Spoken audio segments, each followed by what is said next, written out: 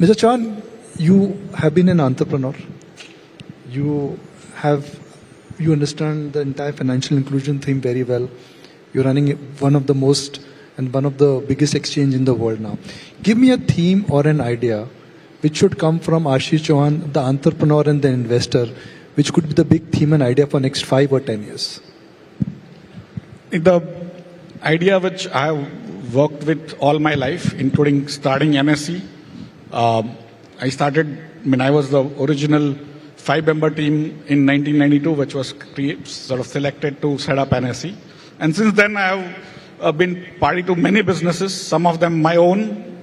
I failed many times, but some of them became very large, including NSE, where we started with 25 crore or less of market cap. Today, you can figure out the market cap after this.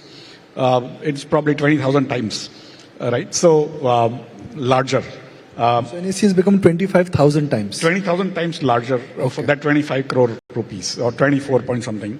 And so I've seen that power of compounding. I've seen that power of conceptual activities. See, most of the time we think the wealth comes out of physical things. Increasingly, the wealth is becoming dematerialized. I give example just to convey that music, if King Akbar wanted to listen to music, he had to wake up Tansen in the night at 2 a.m., get all those 40 accompanies, and then get all their equipments and then start playing, right? And then, of course, wake up everyone else. But basically, he required physical 40 people and Tansen, and now we have 10,000 Tansen on our mobile whenever we feel like, right? At zero cost, because he had to actually keep those 9 Ratnas not for anything, just for his entertainment, right? But they used to cost him a lot, and only Akbar could afford in those days. Today, we are all better than Akbar because we can afford 10,000 sports stars and 10,000 music stars and literally millions of them, right, in all fields. And that's where the more wealth is going to be created more and more into things which we cannot touch, but we can feel. Experiences is what humans want. Physicality is where the experiences is to come from. And now, increasingly, most of the wealth will be in, even the experiences will be more virtual. That you want to travel to Mount Everest, it will take you 30 days and a lot of hard work and a lot of money. Or you will get a sort of a chair where you sit and next 5 minutes you will be shivering in the chair and you will be thinking you are in Mount Everest.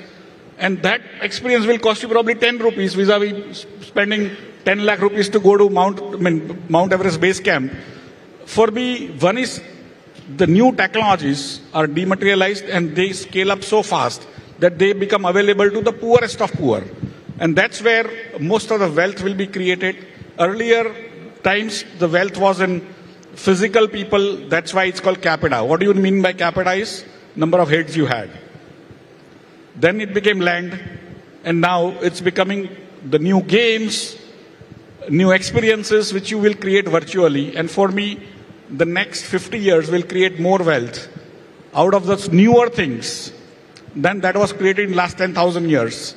And that's going to be an explosion of wealth. Who can create that wealth is young people, because they learn newer technologies, whether it's biotechnology, there is gaming, there is mobile. Which country has young people? India. Which country has young people who are technology oriented? That is India.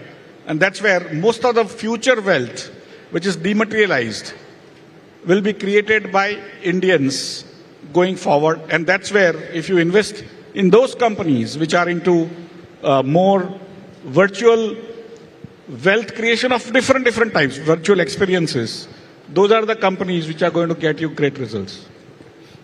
तो अब एक चीज honestly जवाब दोगे, हाथ रख के बोलो, honest answer. Which is the better mutual fund, Nippon or Birla? See, both of them in a way. Yeah, I mean, I am invested in both, but in their index funds.